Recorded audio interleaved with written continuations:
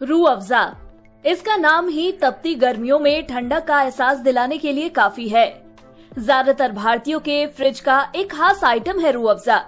हालांकि अगर आपको ये पता नहीं तो बता दे, रूह अफ़ज़ा एक शरबत है जो जड़ी बूटियों और फलों के मिश्रण से बनता है।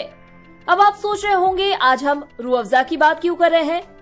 दरअसल इन दिनों ये शरबत ठंडक नहीं बल्कि भारत पाकिस्तान के बीच गर्मी बढ़ा रहा है। लेकिन ऐसा क्या किया बेचारे रूह अफ़ज़ा ने, आइए जानते हैं इस वीडियो में। दरअसल दिल्ली हाई कोर्ट के एक आदेश ने रूह अफ़ज़ा को चर्चा में ला दिया है। रूह अफ़ज़ा की भारतीय निर्माता हमदर्द ग्रुप ने एक मामला दर्ज किया जिसमें कहा गया कि पाकिस्तान निर्मित रूह अफ़ज़ा भारत में बेचा जा रहा है, जिसके बाद कोर्ट ने ऑनलाइन शॉपिंग प्लेटफॉर्म अमेज़न को फटकार लगाते हुए पाकिस्तान निर्मित रूह अफ़ज़ा को इंडियन प्लेटफॉर्म से तुरंत हटाने का आदेश दिया। साथ ही यह भी पूछा कि ऐसा कैसे हुआ। हाई कोर्ट ने कहा, रूह अफ़ज़ा की quality food safety and standards act और लीगल मेट्रोलॉजी एक्ट के मानकों पर खरी उतरती है।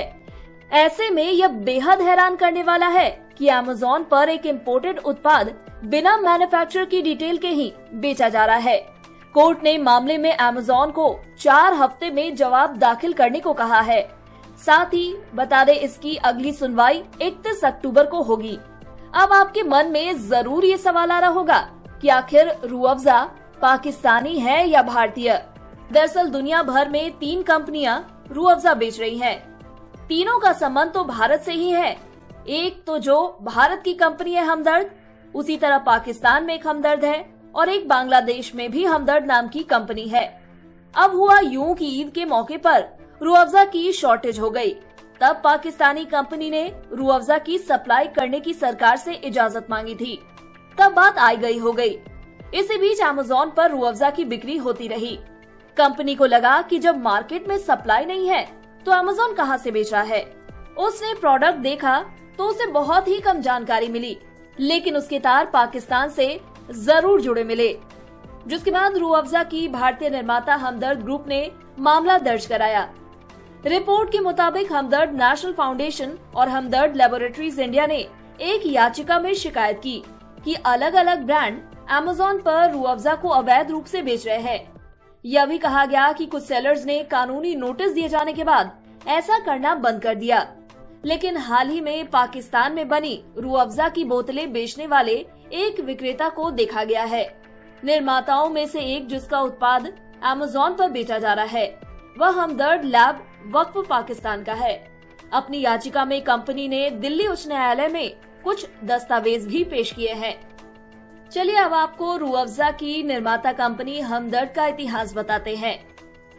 इस गहरे गुलाबी रंग के मीठे शरबत को सबसे पहले 1907 में गर्मी में लू लगने के इलाज के तौर पर पुरानी दिल्ली में तैयार किया गया था।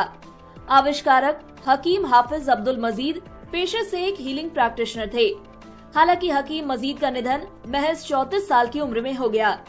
इसके बाद उनकी पत्नी राबिया बेगम ने हकीम मजीद की याद में हमदर्द ट्रस्ट की स्थापना की, जिसका मकसद चैरिटेबल गतिविधियों को अंजाम देना और यूनानी दवाओं पर रिसर्च करना है।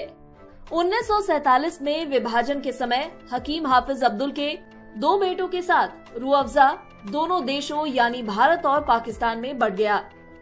2 फर्म हमदर्द इंडिया और हमदर्द पाकिस्तान को स्थापित किया गया। इस तरह हमदर्द नेशनल फाउंडेशन भारत में रूह अफ़ज़ा का निर्माण करता है, जबकि हमदर्द लेबोरेटरीज वक्फ का पाकिस्तान में रूह अफ़ज़ा पर अधिकार है। साल 1971 में जब पूर्वी पाकिस्तान अलग होकर बांग्लादेश बना तो वहाँ भी एक हमदर्द ट्रस्ट गठित की गई। न्यूयॉर्क टाइम्स में साल 2021 में प्रकाशित रिपोर्ट के मुताबिक भारत, पाकिस्तान और बांग्लादेश की तीनों हमदर्द इकाई हकीम हाफिज अब्दुल मजीद के ही अलग अलग परिजन चला रहे हैं और तीनों स्वतंत्र कंपनियां हैं। एक रिपोर्ट के मुताबिक हमदर्द इंडिया आज की तारीख में रूह अफ़ज़ा नाम के उत्पाद की बिक्री से सालाना 200 करोड़ रुपए कमाती है।